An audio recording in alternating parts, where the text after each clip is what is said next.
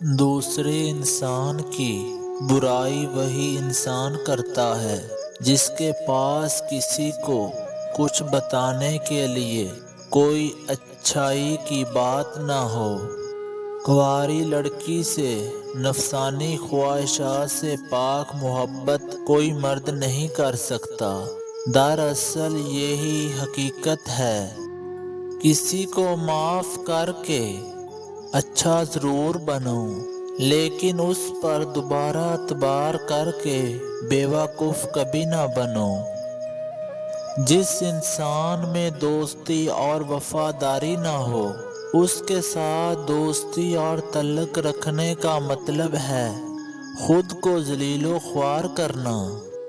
مہینے کے 2 دن ایسے ہوتے ہیں جن میں عورت مباشرت کے لیے بے تاب رہتی ہے، اور وہ ہیں حیض ختم ہو جانے کے بعد اگلے 2 دن۔